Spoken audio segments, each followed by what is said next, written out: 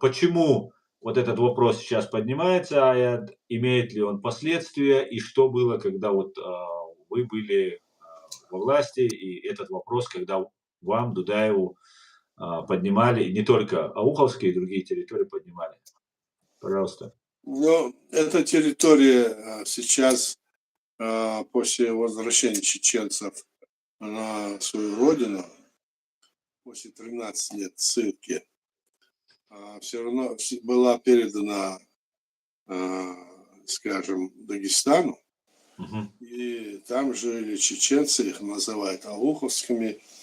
И даже до сих пор, и даже в те времена эти проблемы стояли, как вот проблема пригородного района в Ингушетии, ингушской территории тоже захватили, передали им. Это чисто имперская позиция, которая одни территории захватывает у тебя и передает другим народам, и для Стравливать. того, чтобы постоянно была вражда между ними, Да, то есть да. стравливание.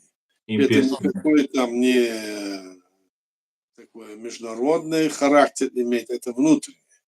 Они так у нас, как мы знаем, за 300 лет очень много территорий оттяпали, передали другим.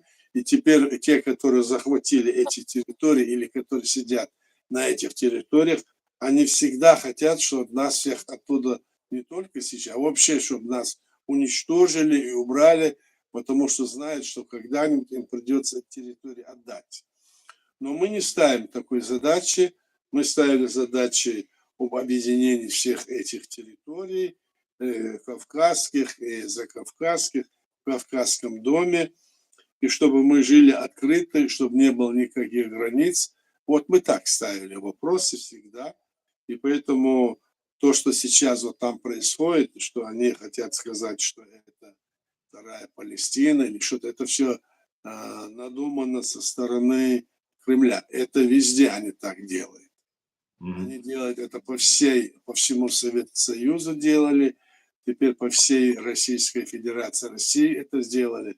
То есть это вот стравливание народов, которые там живут. Вот так. Мгм. А имеет ли это последствия? Потому что вот они вроде бы тратят на это силы. Вы выделен для этого, для этой роли активный провокатор Магомед Даудов, который об этом говорит: мы не забыли, мы не простили.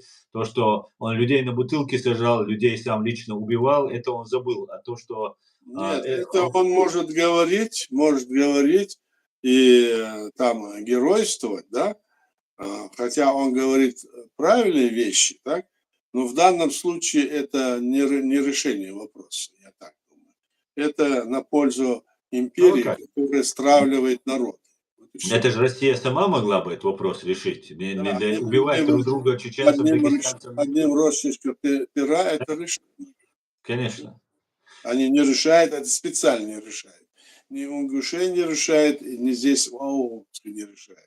Ну Совершенно и верно. другие там территории по всей, так сказать, территории Российской Федерации, так скажем. Мгм. Вот так. Россия, если бы захотела, Магомед Даудов даже не заикнулся больше про этот вопрос. Он бы больше просто не говорил Захотела, бы на эту тему. захотела, захотела. Он потому что она захотела, заикнулся. Да, совершенно верно. А что вы пожелали бы аварскому, дагестанскому в целом и чеченским народам, Аят, в этой ситуации? Я что могу пожелать? Пожелать, чтобы понимали, что мы находимся в такой ситуации, что это не от любви к нам делают какие-то поблажки, не от любви к нам нас стравливают. Мы веками жили на этой территории и должны вот и в будущем примерно, значит, справедливо решать эти вопросы. Потому что наше вот это противоречие, которое нам подсовывает, так, это выгодно нашему, так сказать, имперскому хозяину, который и нас рассматривает как рабов, рассматривает как людей второго сорта, и поэтому мы должны об этом знать и помнить. И не должны свое личное, значит, поднимать выше общего. Общее решение с обеих или со всех сторон как раз и есть то, что как раз ударит по этому имперскому